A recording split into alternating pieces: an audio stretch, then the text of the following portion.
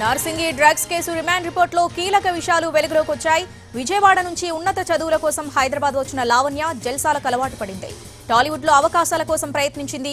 Music teacher గా పనిచేస్తూ చిన్న సినిమాలో నటించింది. ఒక హీరోతో ఏర్పడిన పరిచయం కాస్త ప్రేమగా మారింది. వరలక్ష్మి టిఫిన్స్ డ్రగ్స్ కేసులోనూ లావణ్య అనుమానితురాలుగా ఉంది.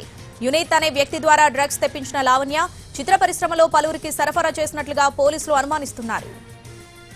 నార్సింగి డ్రగ్స్ కేసులో నిందితురాలికి 14 రోజుల రిమాండ్ విధించింది ఉప్పరపల్లి కోర్టు. దీంతో ఆమెను చంచల్గూడ జైలుకు తరలించారు నార్సింగి పోలీసులు.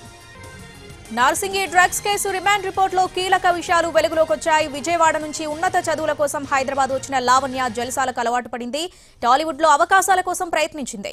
మ్యూజిక్ టీచర్ గా పనిచేస్తూ చిన్న సినిమాలో నటించింది. ఒక హీరోతో ఏర్పడిన పరిచయం కాస్త ప్రేమగా మారింది. వరలక్ష్మి టిఫిన్స్ డ్రగ్స్ కేసులోనూ లావణ్య అనుమానితురాలుగా ఉంది. యునైత్ అనే వ్యక్తి ద్వారా డ్రగ్స్ తెప్పించిన లావణ్య చిత్ర పరిశ్రమలో పలువురికి సరఫరా చేసినట్లుగా పోలీసులు అనుమానిస్తున్నారు.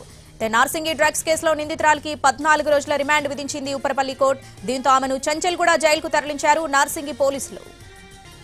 దీనికి సంబంధించి పూర్తి అప్డేట్స్ మా crime input editor Ramesh Vaitla phone ద్వారా అందిస్తారు. రమేష్ వైట్ల, ఈ కేసుకు సంబంధించి రిమాండ్ రిపోర్ట్ లో ఎట్లాంటి కీలక అంశాలున్నాయి, డీటెయిల్స్ ఏంటి? నార్సింగి డ్రగ్స్ కేసులో ఇప్పటికే చిన్న సినిమాల్లో హీరోయిన్ గా నటిస్తూ షార్ట్ ఫిల్మ్ లో హీరోయిన్ నటిస్తున్న లావణ్యను అటు పోలీసు అధికారులు అరెస్ట్ చేయడం జరిగింది. ఈమె ఇప్పటికే వరలక్ష్మి డ్రగ్స్ కేసు కూడా ఆమె అనుమానితురాలు ఉన్నారు. అయితే మోకిళ్లలో 1 రోజుల క్రితం ఒక వ్యక్తిని ఒక డ్రగ్స్ అరెస్ట్ చేసినప్పుడు అతను ఇచ్చిన సమాచారం వరకు ఈ లావణ్యపై నిఘా పెట్టడంతో లావణ్యని నిన్న అటు నార్సింగి పోలీసులు అరెస్ట్ చేసి రిమాండ్ పంపించారు. రిమాండ్ సమయంలో పలు కీలక అంశాలు కూడా పోలీసుల ముందు ప్రస్తావించడం జరిగింది. దీంట్లో పలు విషయాలు అంటే ఆమె విజయవాడ నుంచి ఉన్నత చదువుల కోసం హైదరాబాద్ రావడం జరిగింది. హైదరాబాద్ వచ్చిన తర్వాత జల్సాల కోసం అలవాటు పడిపోయి ఇక్కడ పూర్తిగా టాలీవుడ్ వైపు ఆకర్షితులై ఆమె ఒక మ్యూజిక్ టీచర్ గా మారిపోయింది. ఆ తర్వాత కొంతమంది పిల్లలకు మ్యూజిక్ నేర్పిస్తూ ఆ తర్వాత డ్రగ్స్ కు అలవాటు పడిపోయింది. ఆ తర్వాత డ్రగ్స్ నుంచి బయటకు రాలేక ఆమె డ్రగ్స్ కు అలవాటు పోయి డ్రగ్స్ అమ్మడం కూడా మొదలుపెట్టడం జరిగింది. అయితే యూనివర్సిటీ దగ్గర నుంచి డ్రగ్స్ ని కొనుగోలు చేస్తూ ఆమె తీసుకుంటూ కొంతమంది కూడా డ్రగ్స్ అమ్మినట్టుగా ఇప్పుడు పోలీసులు అనుమానం వ్యక్తం చేస్తున్నారు. ఈమె కాల్ లిస్ట్ లో దాదాపు ఒక 50 మంది పైగా సినీ ప్రముఖులు ఉన్నారు. వాళ్ళందరూ కూడా డ్రగ్స్ సరఫరా చేసినట్టుగా పోలీసులు అనుమానం వ్యక్తం చేస్తున్నారు.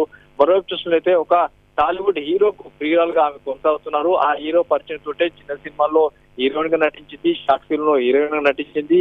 ఆ పరిచయాలతోటి చాలా మంది కూడా డ్రగ్స్ సరఫరా చేసినట్టుగా పోలీసులు అయితే అనుమానం వ్యక్తం చేస్తున్నారు. ఆమెని తిరిగి కస్టడీలోకి తీసుకుని విచారించిన తర్వాత మరిన్ని వివరాలు కూడా వెల్లడిస్తామని కూడా అధికారులు చెప్తున్నారు. Right Ramesh Vaitla, thanks for the updates.